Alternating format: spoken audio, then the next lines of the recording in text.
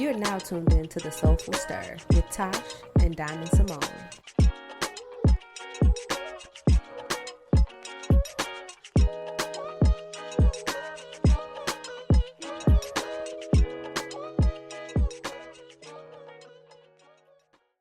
We are live.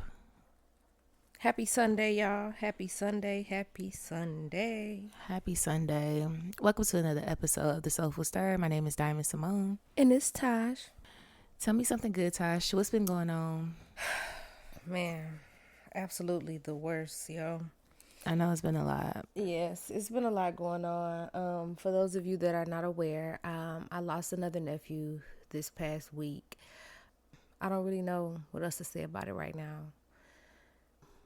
I'm just glad he's no longer suffering. He dealt with some serious illnesses and he fought a good fight. He made it a lot longer than they medically expected. So yeah, I'm grateful, but extremely devastated right now. So y'all just keep me lifted and my family and all that good stuff because it's a journey.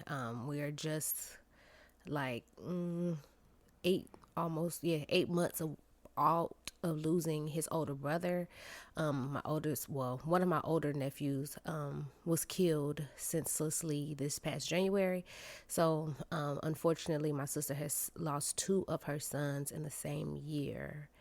So yeah, it's a journey. It's been a crazy year. Yeah, it's been quite the season for you, and I hate it. I know that we've talked, and of course when you text me, that was the last thing I wanted to hear. Nonetheless, you are surrounded by community and friendship, family, and I just wanted to publicly share that we're here to support you through whatever. So I know that you're Miss Do It All, and you like to not lean on people as much as you should. And I know this firsthand, y'all. But lean into your community as much as you can during this season. I know it's still going to be difficult, but it does help. I've learned through grief, it helps to have community. It helps to have people that have been through situations like this so that you can navigate through it. And also, it feels less lonely. It feels a little less lonely, I would say. Yeah. It's crazy, but I'm trying to make it through. I think it's kind of difficult when you are in the process of a healing journey and you take another hit. Mm-hmm. I don't think people understand that. And then more specifically, for not only me, but for my family, this is the second time that this has happened to us. In March 2023, I lost my niece. She was killed in a car accident.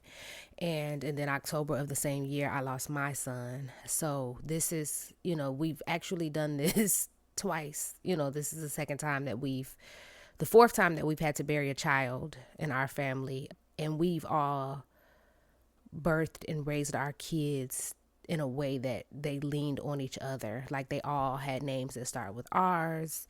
Every last one of them, it was just a thing that we always made them have their own sense of community. They had friends and, do other stuff. But when it comes to family, we've always made them kind of lean and cling towards each other. Mm-hmm. Just because we know, kind of that's all you really have. And it's really weird that, amongst us, we had all these kids and we're just slowly losing them. The 3 of us are still here and we're just losing our children. So it's been extremely triggering and eye-opening and very confusing and frustrating because you don't understand why as one family do we keep taking these hits? Why do we keep doing this? And it's ironic how timing works because the day that he passed, I already had my weekly therapy session schedule.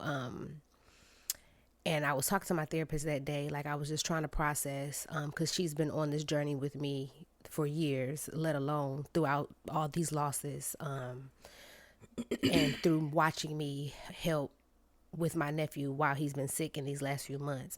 And so it's been crazy because I asked her how am I supposed to do this? You know what I'm saying? Because it's now I've gotten so used to doing this that I feel all the emotion, but I literally, it hurts that my muscle memory is like, I can plan a funeral with my eyes closed. You know what I'm saying? Like, it's Yeah. like as soon as this happened, I went, like, just because of how my personality is, I went straight into the business mode of like, okay, now we got to start doing this. Like, asking my sister, so I understand you grieving, but what color do you want for this? What do you want for us to order for this? Because I want to honor him just like we've honored the ones that we've had to, later rest prior to now. So it's kind of like I already know what we about to have to do. You know what I'm saying? Like I hate that. It's like we just did this a few months ago. It ain't even Yeah. like, oh, I remember we did this for great grandma 10 years ago. You know what I'm saying? We back at the plate. It's like just a few months ago we were here. So, and it's crazy because one of my sisters said, she said, well, don't worry about it. Cause once we do, I got flowers and I have stuff here.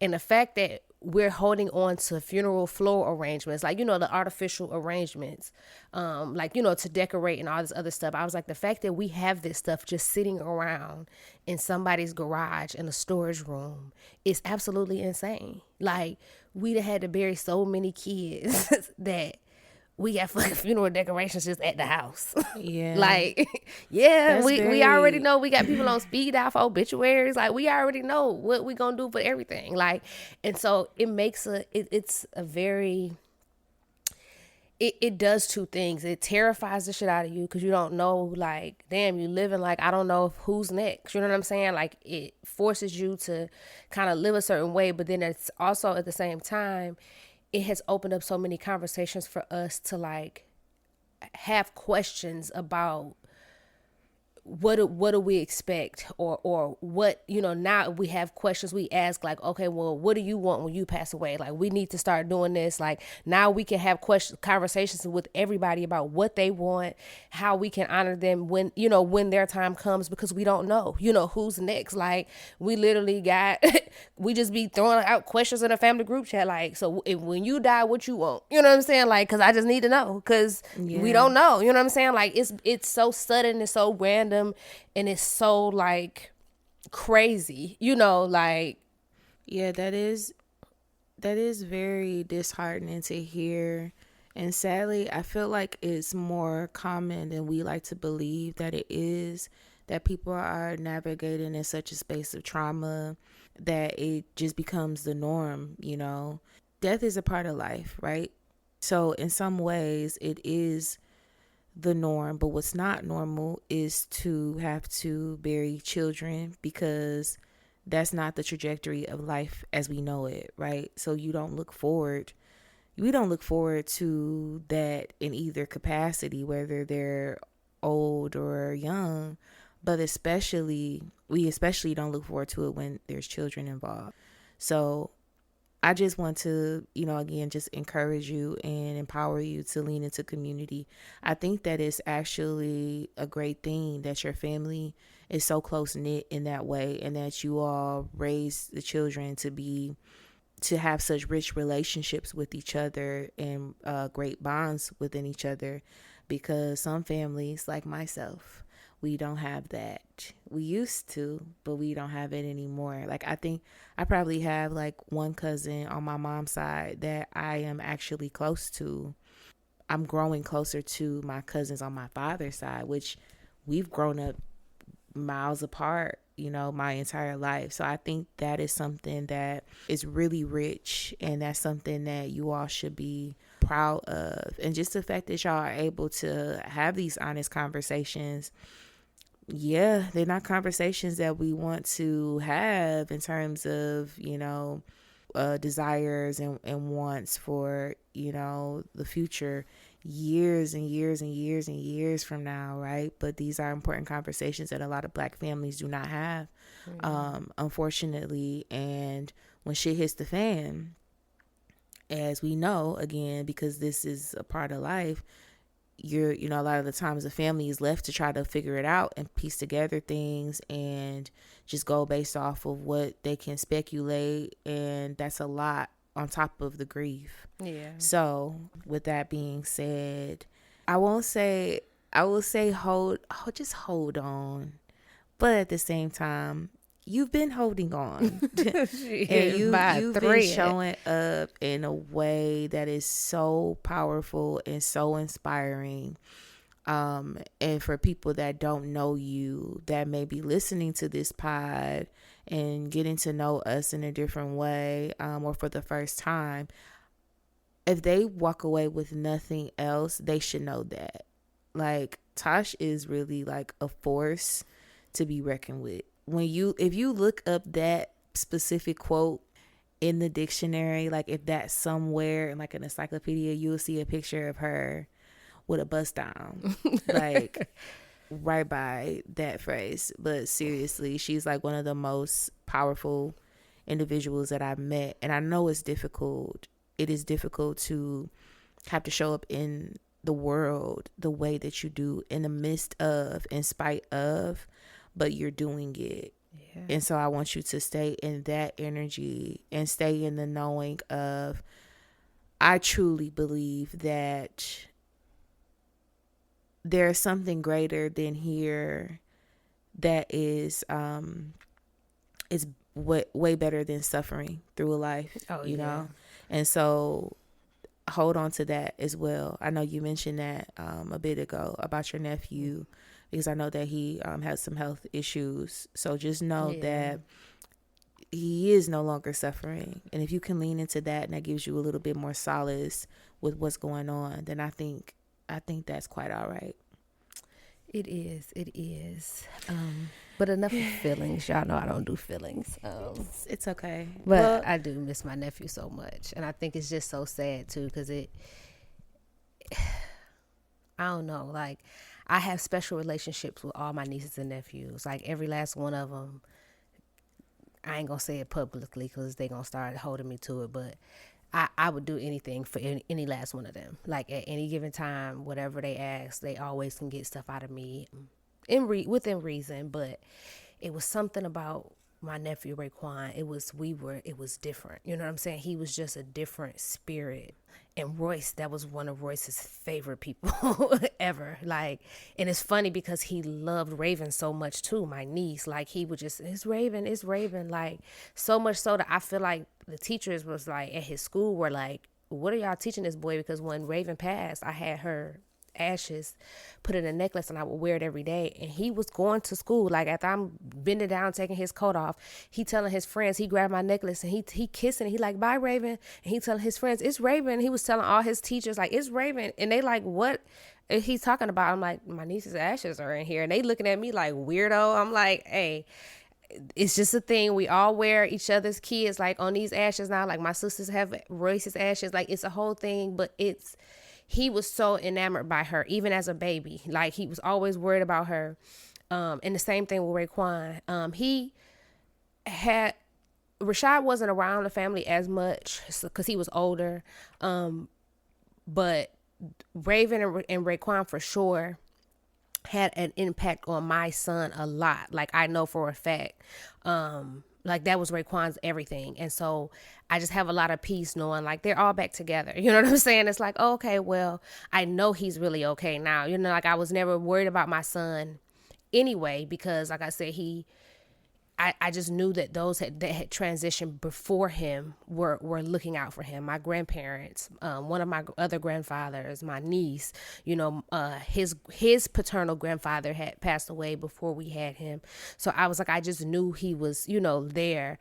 And it's funny because I remember talking to Deborah to Deb, and she was like, your son's energy is so much, you know what I'm saying? Like, we got to get Deb on the show. Yes, we have to get Deb on the show. But she was like, your son's energy is so much like in heaven that he's like, other people are overwhelmed with him. And I was like, he was he jumped off of stuff. Like, to know my son is to know that he was just a wild spirit. But I'm a tomboy at heart, a wild person when it comes to certain stuff. Like, we used to jump off the couch, jump off the bed. His daddy used to come home from work and be like, what are y'all doing? I was teaching him how to slide down stuff. We was climbing on stuff together, like, just wild. And so I was like, I always knew that. So now I feel like my nephew is there with him. So he got somebody, you know, a little bit younger that can chase after him and just be there with him to provide that comfort, because that's one person that he would always run to. Like, we would get to my sister's house and he was looking for my nephew. You know what I'm saying? It was like, this is who I want to play with. Besides looking for her dog,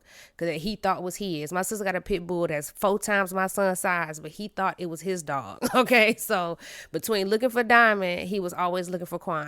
That was his thing. So now I'm just, I know that losing my niece and then my son and then his brother physically, like, just kind of did something to him, where his body with his illnesses just couldn't fight anymore.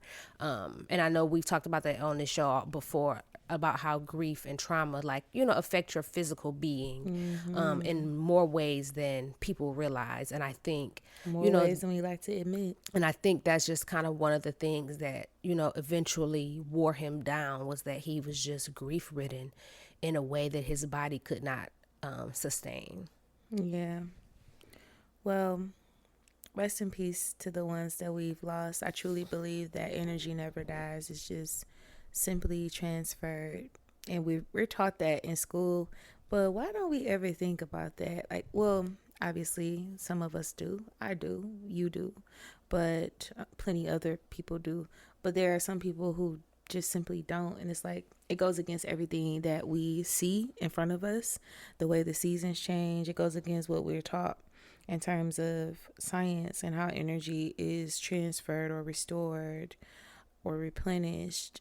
You mean to tell me you're a whole human out here with the whole soul and you just die? I don't believe that. So again, hang on. It'll be, joy really does come in the morning. Now, sometimes I feel like it takes all the time. It takes time for that joy to restore itself and for people to really truly feel it after such immense grief. But I think that is possible. Yeah. Yeah. So on a lighter note, I do want to switch gears a little bit, because I do want to, just stay in the flow of the show and kind of, get our spirits, back up into where we normally like to produce content. But I mean, this is also organic for us, right? This is a part of our lives as we know it, navigating grief and understanding what that looks like. So these are important, honest conversations that we will reflect on throughout the duration of our pod. But I did have something really cool that I wanted to report. The first thing that I wanted to share is that I had the honor of attending another labor and birth this week. Shout out to my client. She did an amazing job. I'm always just so inspired whenever I'm able to go into the birthing space and assist and just witness the strength of mothers bringing their children into the world. It's like something that you've never experienced before. If you are a person who has never seen a child be born, it is something that I can't compare it to anything else. And so shout out to her. Baby's doing well. She's doing well. And I'm looking forward to helping her navigate postpartum and watching her and her partner grow into parenthood, because that's also exciting to see. The other good news that I wanted to share is regarding a really dope business that is based in Brooklyn, New York. I believe the owner is from Texas, according to her branding logo information. I made a purchase when I was in Bed-Stuy. I don't know if y'all remember, a couple episodes ago, I told you I went to the East Coast and I went to a block party. They had some vendors out there, and I bought this really cool keychain from her, and I bought it for one of my line sisters because she is a Michael Jackson fan, and she just so happens to also be from Gary, Indiana. So she is. Shout out to my sins, Velma. I'm sorry, I don't know why, and this is not anything towards your line sister, but I have this thing that whenever I hear somebody like, oh, I'm a big Michael Jackson fan, I don't know why it's so funny to me. Like, I don't know why. People love Michael Jackson. Which is so weird because I love Prince like people love Michael Jackson. And maybe that's why, like, it's the petty in me. Like, oh, yeah, you love Michael Jackson. That's so easy to say. But, like, it's I feel the same way when people say they're a big fan of Beyonce. It's like, oh, okay. People like, probably say the same thing about you as a fan of Prince. No, I feel because like it Prince goes fans both aren't ways. pretentious like Michael Jackson and Beyonce fans. Like, you don't ever hear people arguing on the internet like, Prince had these many Grammys, he could play these many instruments. Like, we don't care. Like, we don't care. We like what we like. You know what I'm saying? People that like Michael Jackson and Beyonce always argue they stance about Michael Jackson and Beyonce. But I also feel like those be the same people that be like, is Chris Brown the new Michael Jackson? Like, nobody says, is so-and-so the new Prince? Because you can't ever be Prince. But no, I feel like Beyonce and Michael Jackson have also been like two artists who are tremendous artists, but they've also been like in the center of some type of controversy. Like, there's always some backdoor stories about them or something coming out and reasons for people to debate. Versus Prince, like, I don't really remember hearing a lot of that. Maybe back in the 80s, maybe even the 90s, they had that kind of thing going on, but not as much as we've seen. Not on the scale of he has. I don't feel like he's been under a microscope as much as we've seen Michael Jackson and Beyonce be. So to me, that type of activity prompts for people to want to stand up for this artist that they so greatly love. And I guess I get it. I'm not like that with anybody because I don't know none of these people in real life. I enjoy their music. People know that I'm a really big supporter and fan of Jhené Aiko. I love her music. From what I can see and have learned about her personality, we seem very similar. The music that she writes, like the things that she says, it feels very much like kindred spirits. But then Sade Adu is like my holy grail. Okay, like, I love me some Sade, and I hope that she's gonna be touring soon. That is just a plug I'm putting into the universe. But all that to say, let me get back to my story about this keychain because it's very specific. I bought this keychain and I had planned to send it to my Sans once I got back to the city. So, and I did. I sent it to her, and I sent it with a card. Somebody stole the keychain out of the mail.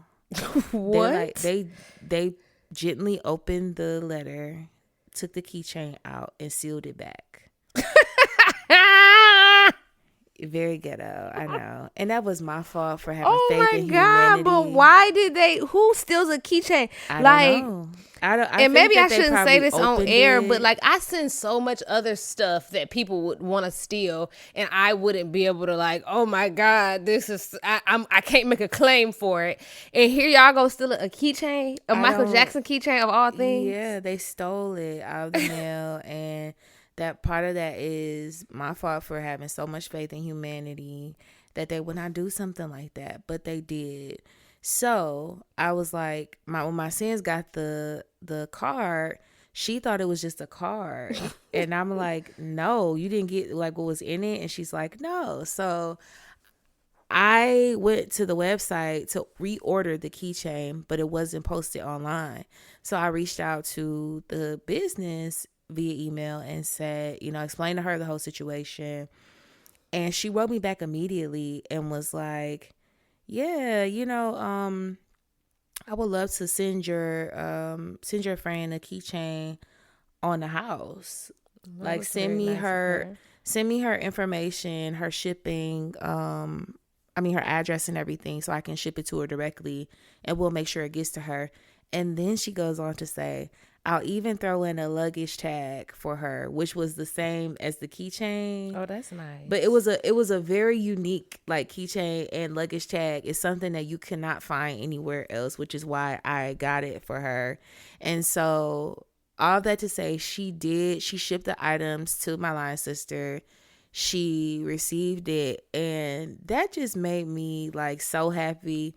But at the same time, it was a true testament of like, God really don't play about me, because what are the odds that I send somebody a message like that? Doesn't happen every day. But that was such a great practice of business, in my opinion. I definitely will continue to shop with them in the future.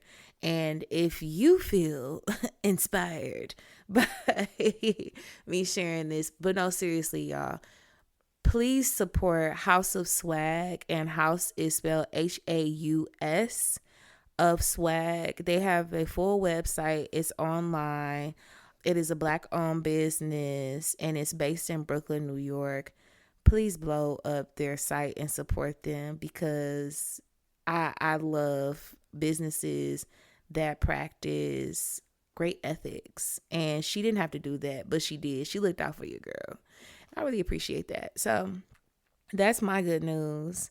Speaking of pregnancy and like labor, everything I just shared earlier, I do want to share something in regards to mind, body, and balance. And this will be quick. Mom brain is a real thing. It's ghetto. Like, listen, I thought people used to make that up until I got pregnant, and when I couldn't remember nothing, and I couldn't, especially like I had it up until like a few months into like breastfeeding him, and that's only because I forced myself to go back to work like as soon as my maternity leave was over. So I had to force myself cognitively to be together, because I can't be practicing law telling people in court like, oh yeah, I can't think straight because I just had a baby. It is the truth. And people like the greater majority of society actually don't believe it. Like, it's not, unless you have the experience firsthand, they do not believe that mom brain is a thing. But the term mom brain, it refers to the subjective experience of forgetfulness, fogginess, and concentration issues. And these are all symptoms that are reported by nearly 80% of pregnant women. And we see similar numbers in women who are postpartum. They've already given birth to their children. So based off of like the studies that are out there, because we're still working to get more studies on women's health, right? These symptoms are caused by hormonal changes, and also sleep deprivation, stress and anxiety, and increased demands of motherhood. The fact that you're constantly multitasking and diverting your focus from one thing to another.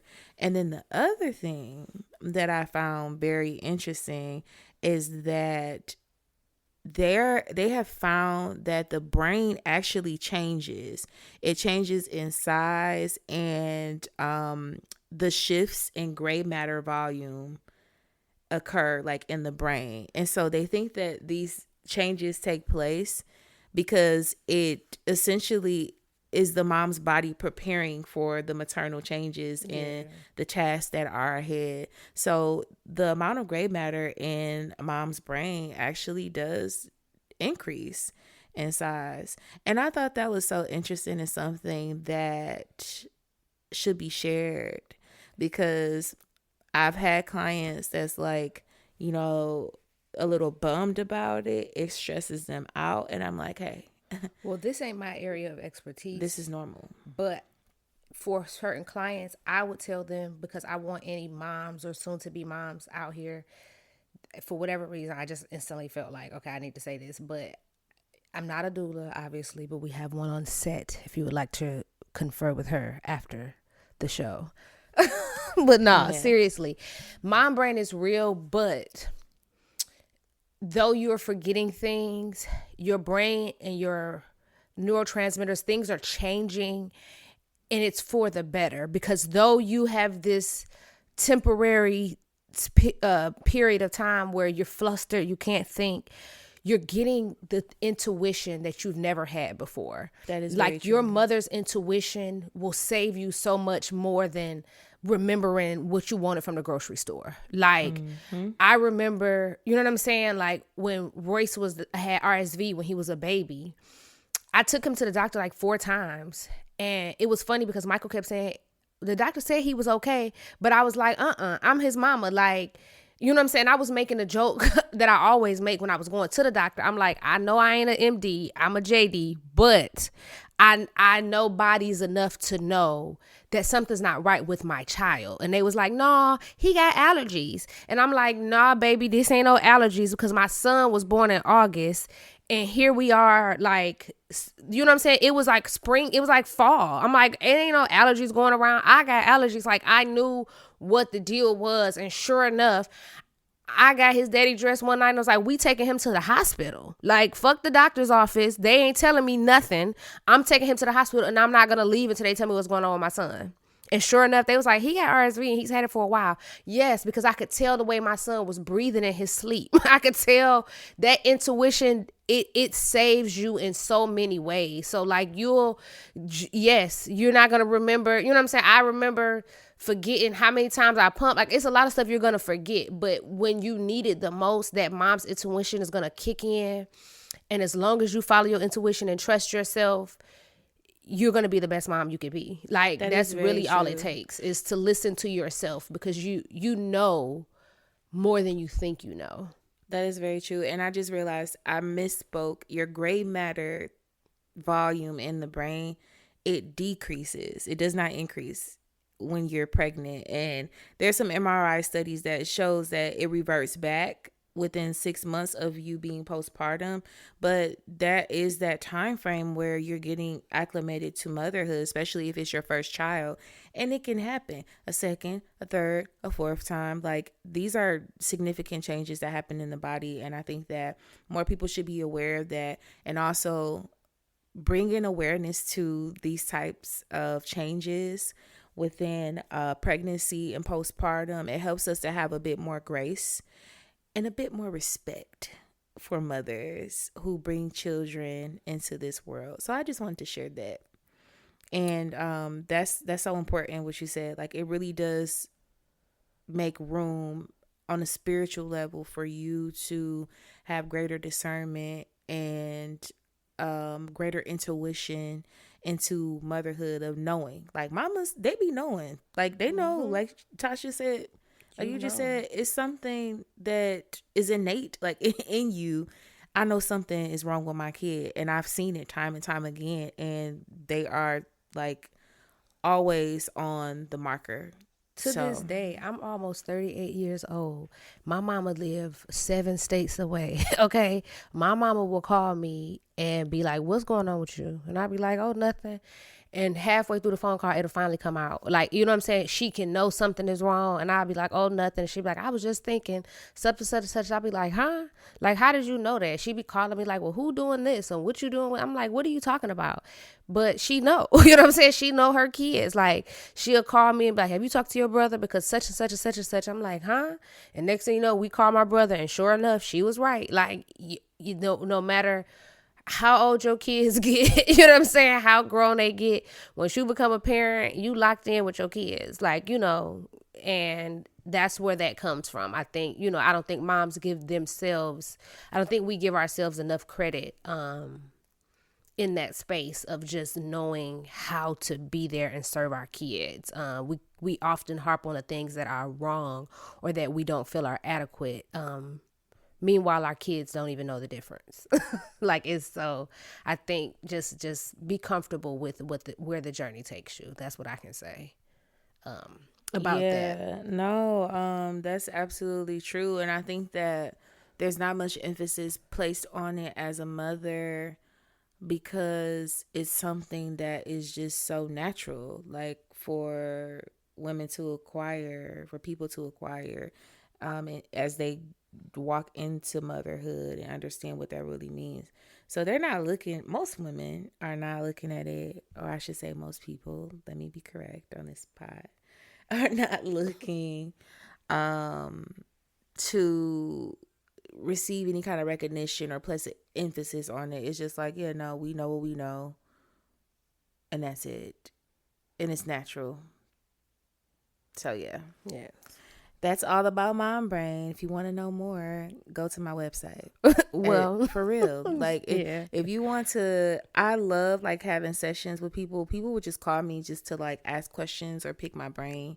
I am 100% open to that. But if you are someone that you know is expecting, let's chat, let's talk, let's work together, because I am in a space to serve. And these are just like some of the things that I actually talk to my clients about. And there are things that I've researched myself and put into my work within grad school because it's important, and I think that it's knowledge that we need to be more cognizant of, be more mindful of in every space, right? So, Well, yeah. speaking of giving moms grace, to slide into sound check real quick. Mm-hmm. I listen to Fire Girl by Tiana Taylor. Oh, you didn't like it? Absolutely not. Okay. Because it was like Grace Jones just talking shit to a nigga over a track. Like it was nothing. Grace Jones? It was not. She was so aggressive. And it was just her talking, and none of it went together. It was like, girl, if you wanted to vent, you could have just vented about the nigga. Like, I didn't like it. I mean, the beat was cool, but I wanted more flow, more, like, I don't know, togetherness. It wasn't cohesive as a song. I just felt like she just got on a track and started talking about a nigga. Like, I'm mad. And then what made me even, oh my God, I was so upset that I let it go past the end of the song, and one of those narrations started, and I was floored because I told you I didn't want to hear no narrations. Well, I didn't realize that. Well, I didn't know that my phone was going to do that. You know how like with Apple Music, like right sometimes it'll stop the song or replay the song, but it went right into the next track. Yeah. Well, I'm sorry to hear that you didn't like it. I thought that you would. But like the beat was really good, and I expected for it to drop. You know what I'm saying? Like the first beginning was kind of cool. It was like, okay, maybe this is like a little opening monologue type situation. And I thought the beat was gonna drop. You know what I'm saying? And I was gonna be able to bust a little wine. But I just felt like she was writing that from the inside of a jail cell. Like this was a revenge track. Like she went in. I can see that perspective. Yeah, she definitely went in. It was like it did feel like a event session, a dumping of like, this is how I feel. This is where I am with it now. I set this up, so it's really up, and I enjoyed it because I'm like, I haven't heard like Tiana really like. I feel like this is the first time we've heard her talk like that, like on a track, and just be like, yeah, like really like popping her shit on a track. Well, I think I'm just at a different space musically right now. Like, I think the old me might have really enjoyed it, but the new me, it's kind of like, for one, and this is so weird for me to even say because nobody is going to believe me when I say this, but I have not been into listening to music lately. And that even shocks me to say out loud. But I have been for the last, I'm going to say it started a while ago, but it's gotten a lot worse recently. Where I am, and it's not a bad thing, but I am incessantly like a connoisseur of audiobooks right now. And a lot of that is because it's something that I started when Royce passed to clear out that empty noise in the house or the no space, like where there's nobody, I don't hear anybody. Like I walk around the house with an AirPod in and I insistently just listen to books as I'm doing stuff. So it makes me just kind of feel like it's noisy around me so that silence like doesn't swallow me in. And I think it's gotten so like my body has been so like ridden with grief in this year that it's gotten a lot like I've taken it to another level because whereas where I don't want to like lay down, my attention span has been like really short. And so like if I lay down or if I sit down to watch TV, I'm gonna fall asleep like quick, with the exception of a few things, but I fall asleep like quick. So now I just been kind of listening to audiobooks because I can listen to them in the gym. I could listen to them in the car. I can listen to them while I work. I can listen to them while I cook, different stuff. And because I'm so hard on new music, I will say it's a lot of new stuff that I just don't really care for. And then too, I want to address the fact that why do these new artists feel like they too good to give us a real song? Like, all the songs that I do like and the things that I have like listened to are always 2 minutes, 2.5 minutes. It's like, I'm from an era where you get a 5-minute song, 10-minute extended if you lucky. You know what I'm saying? Like, by the time I get into a song and I like it, it's over. I feel like three to 5. Yeah, I mean, at the very shortest, maybe like 3.5 to 5. But all of these newer artists, they're making songs that are 2 minutes long. Yeah, it's like they're making it for an Instagram reel, for a TikTok video. Like, literally, the song is so short, you can fit it into, you know what I'm saying? Like, it's so crazy. So because of that, it's kind of like I'm not getting satisfied with what's coming out as far as new music is concerned anyway. So I've just been listening to books. You ain't done enough digging. That's why. I mean, because it's so also many other artists, like most of the artists that I listen to are actually not considered mainstream artists. Like, I don't keep up with a lot of what's on the radio or what is trending on TikTok and Instagram. Like, there have been some songs that I would find on the internet, but a lot of times, if I do find them on the internet, I find them on pages that are specifically geared toward that. So you have some content creators that post music, like music that you've never heard. And I would just fall down a whole rabbit hole. But another thing that I like to do is put on an artist that I like. I might listen to that album from top to bottom. And then I have Tidal. So I'll just let Tidal just play whatever comes after that in relation to that artist. And I pick up new music like that. And a lot of those artists that are really into the craft of musicianship and creating, they are putting out songs that are longer than that 2-minute mark. They are putting out full bodies of work that sound really good, that you can listen to from top to bottom.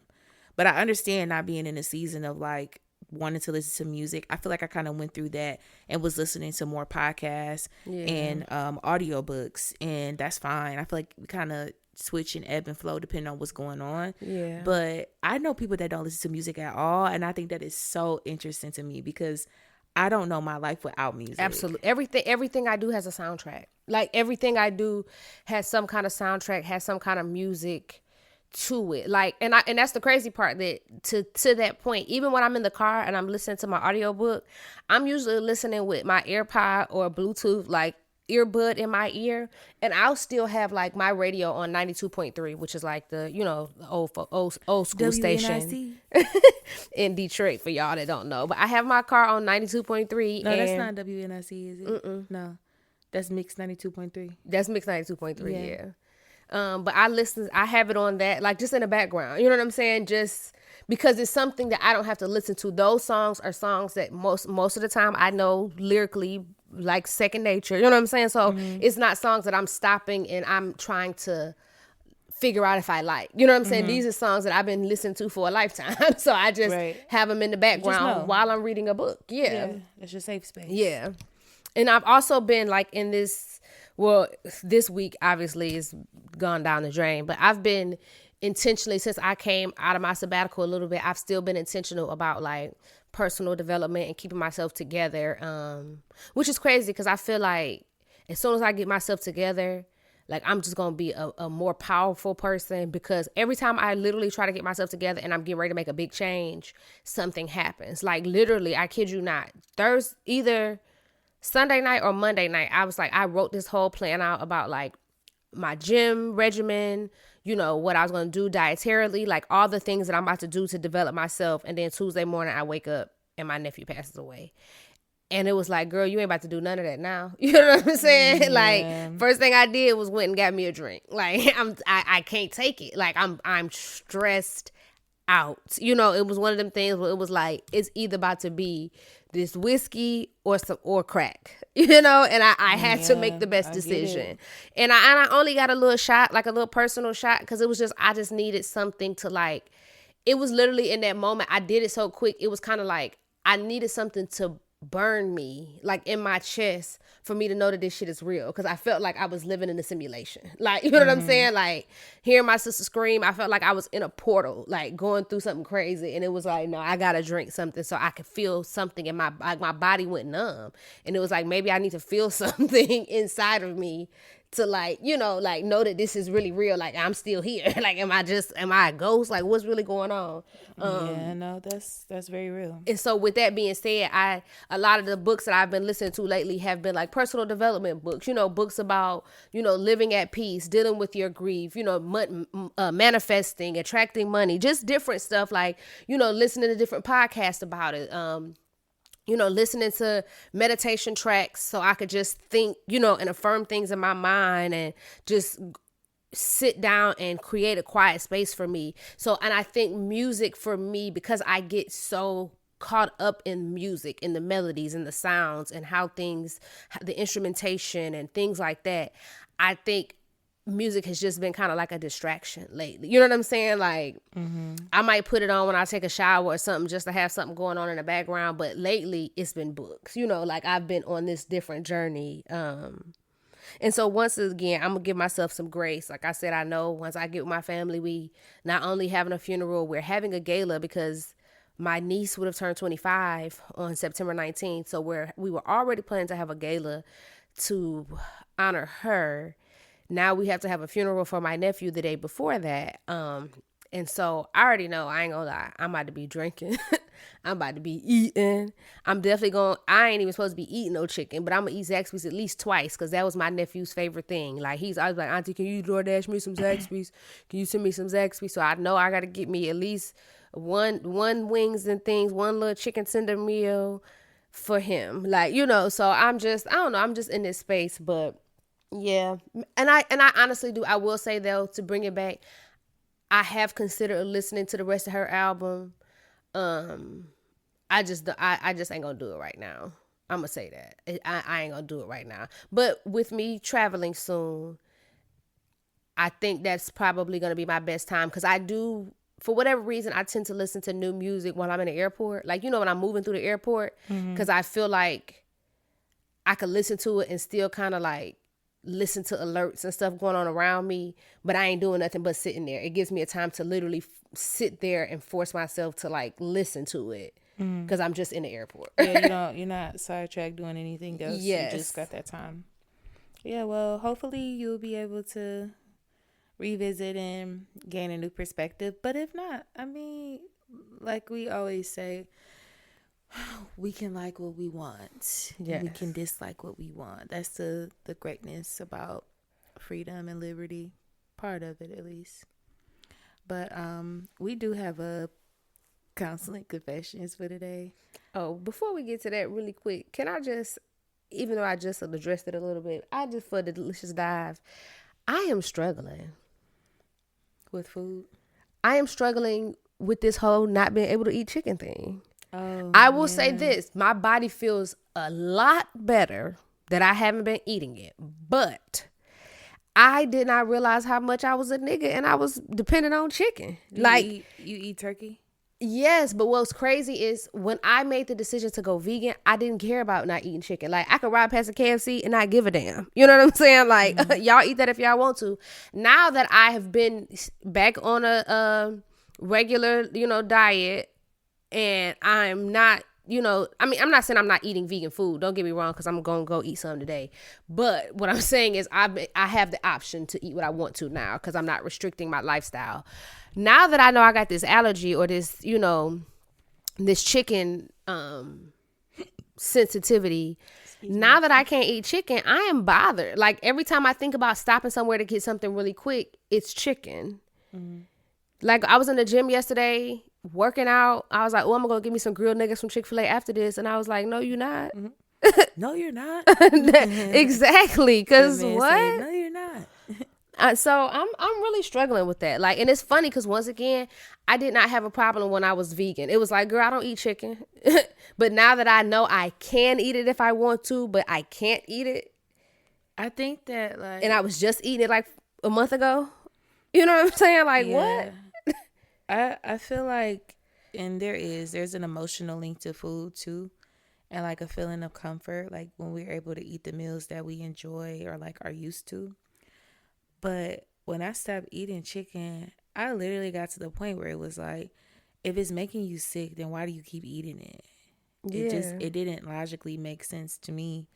And that's why I asked, like, if you eat turkey, because I feel like turkey is a good substitute, and I haven't had any issues thus far, knock on wood. But with see, I mean, only thing I'm gonna eat this turkey is gonna be like ground turkey, or um like like sliced turkey, like like for a turkey sandwich. yeah, You ain't sandwich. gonna ever catch me eating no turkey chop. Oh, Like hell nah. It's too close to a pork chop to me. I don't give a damn if really? you fry it or grill it. I'm not eating no turkey I chop. love turkey chops. Absolutely not. I like turkey chops and like turkey wings. Like those are good. I only make turkey wings for holidays, like Thanksgiving, Christmas, and stuff like that. Instead of making a whole turkey, I mean, it was only me, Michael, and Royce. Like, and Royce didn't eat meat, so and I I'm didn't shaking my either. head because it could be a Wednesday for me. No, I was just And making I them. Like, would I would only make. make them because I make them, and make them like instead of making a turkey for the holiday, I would make turkey wings and drumsticks and stuff like My that. mom, she makes honey jerk turkey wings. That sounds so good. So good. And she like I guess like double bakes them in a way to where she'll bake them, season them down real good, and then put the glaze on top and then put it back in the oven. Yeah, Yeah. that sounds I good. low key feel like I want that Next time this she makes some, weekend. she need to call me. Maybe. But yeah, I understand. It's a learning curve for your system, especially when you are, you want what you want. I get it 1000%, but you got a decision to make. Yeah. You know, maybe you can have it in moderation. See, she looks so good. Sierra looks amazing. Yeah, I love her. She's amazing. Sorry y'all, she's on the TV right now, and I just couldn't resist. She looks great. But why can't I get that out? It's so simple. Well wishes on your journey of not having chicken, because it is difficult. I've been there, but now it's to the point where it's like, I ain't gonna lie. Sometimes I do be thinking about chicken wings. Like, I'd be like, dang, that was like some chicken wings. That'd be good. We used to have me in the choco too. What? Popeyes. Man. Like every once in a while, I had to have some Popeyes.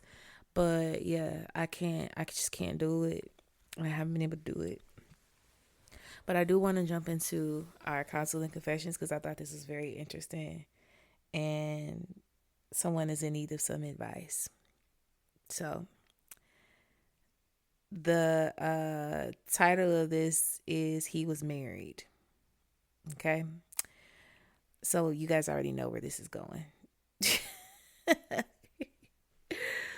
When you match with someone, are we supposed to ask if they're married first? We matched, chatted a bit, and he asked to meet for coffee the same day. Well, I had family plans already yesterday, so I counter offered tonight instead. I saw him pull up in a Toyota right across from me. The odds of that. Since it wasn't dark out yet, I noticed a rear-facing baby car seat. I got out of the vehicle to greet him in my usual friendly manner. Couldn't help but comment that he drives a van. He said it's his mom's. He had told me he lives with his mother the day before. He had recently moved to town from back home. Then I asked, "Your mom has a baby?" He stuttered hard, answering me. I asked again, and he said, "It's for his kid." Hold up, Buster.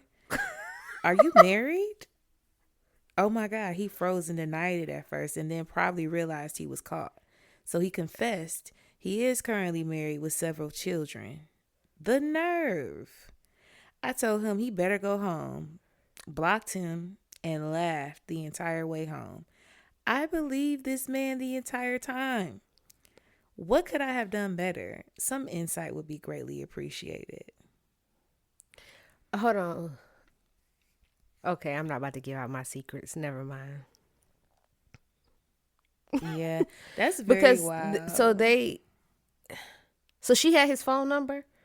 Yeah, I'm assuming so. Like, I'm asking because my mind goes, were y'all dating?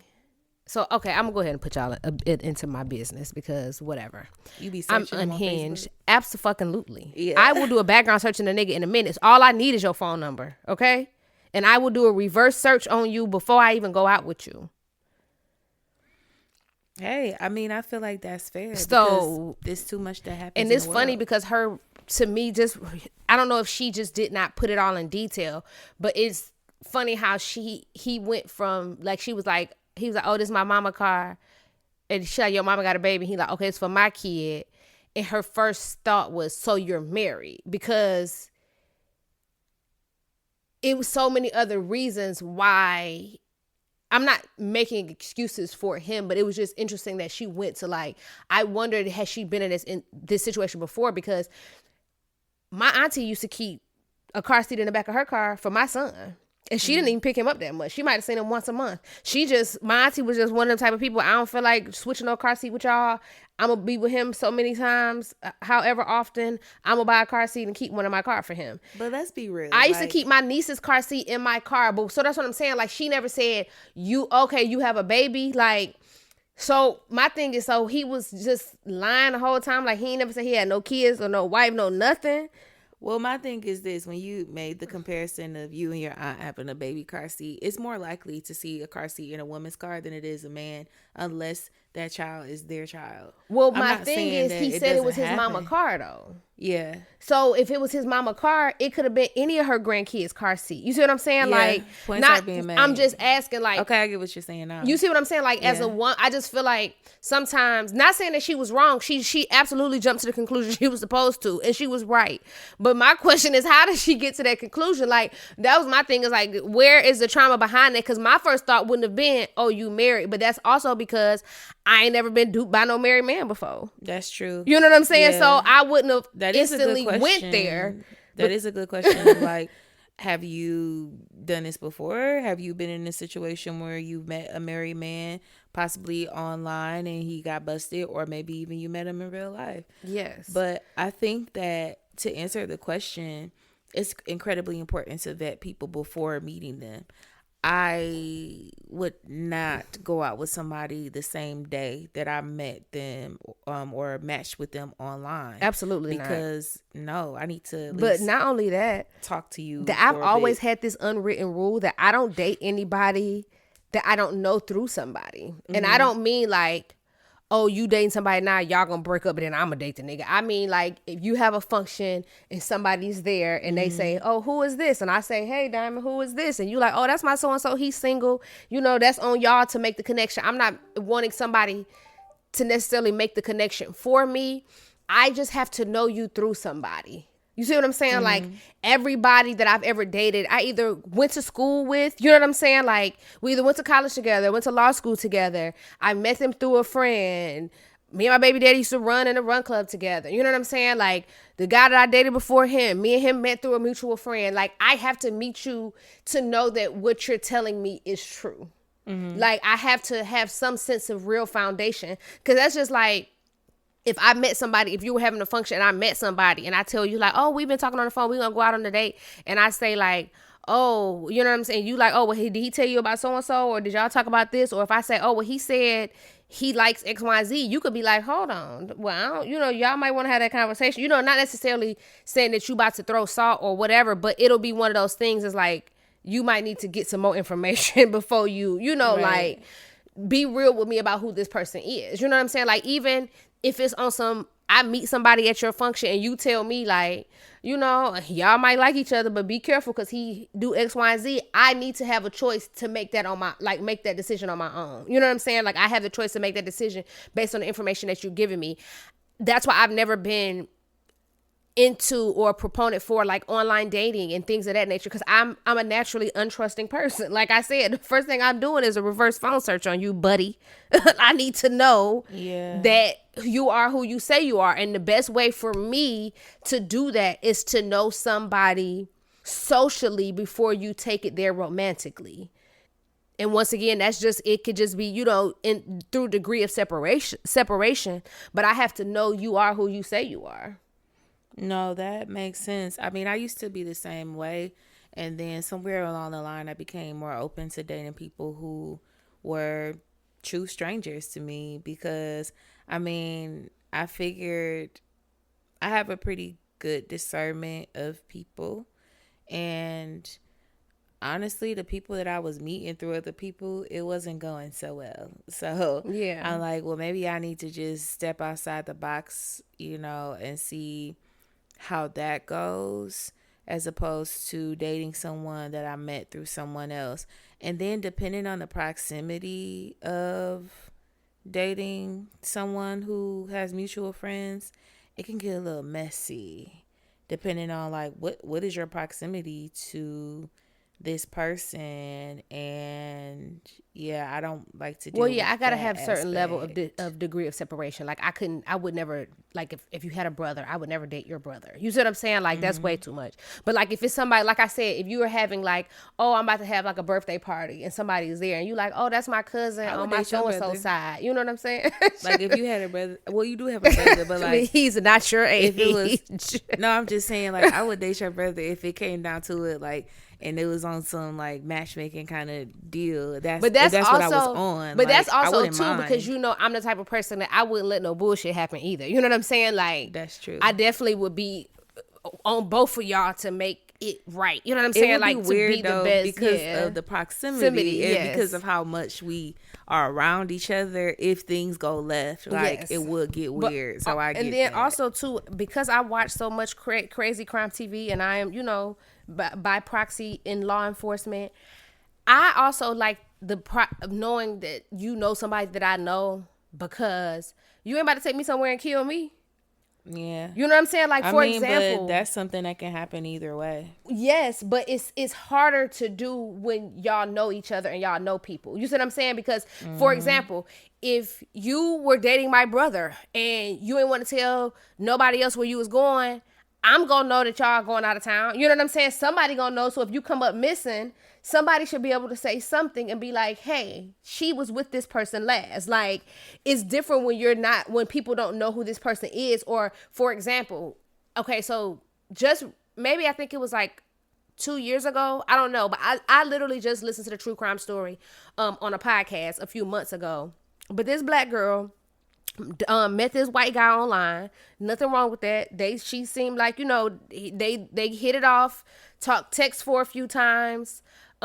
She went out on a date with him, and for what I gather, the first date was good. Well, she goes on a second date with him, and he kills her and dismembers her on the second date.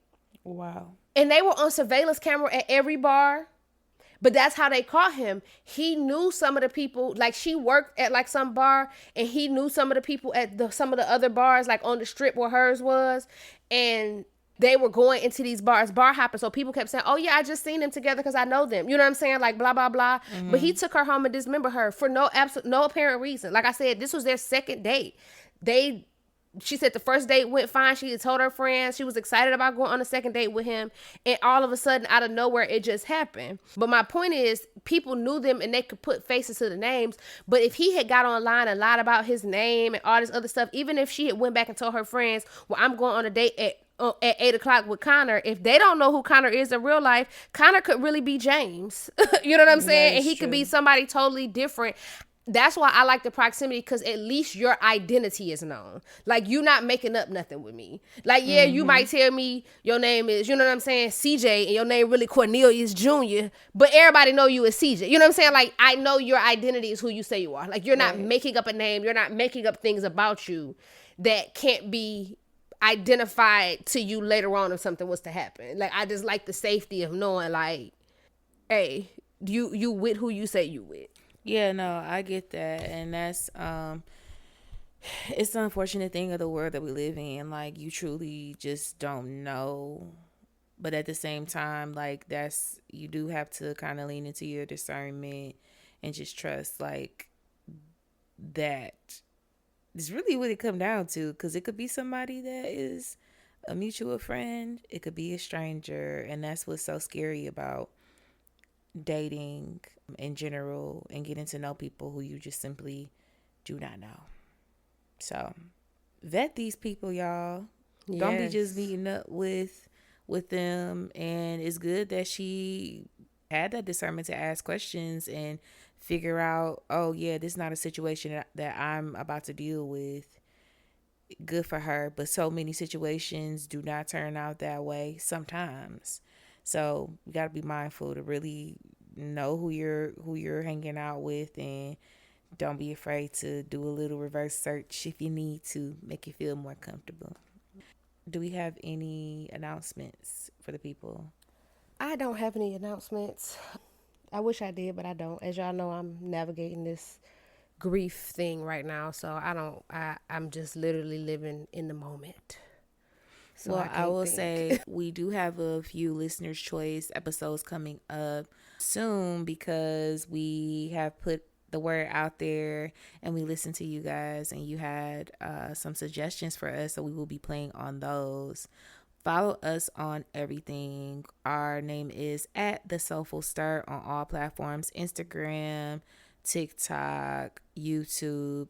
Please comment. Let us know what you're thinking. Like, subscribe to our YouTube page, and share the pod with your homegirls, homeboys, with your aunt, uncle, cousin, sister, brother, friend, parents, whoever. Like, we are actively continuing to build this community and we need your support. So we appreciate y'all and thank you so much for listening to another episode of The Soulful Stir. Bye. Bye, y'all.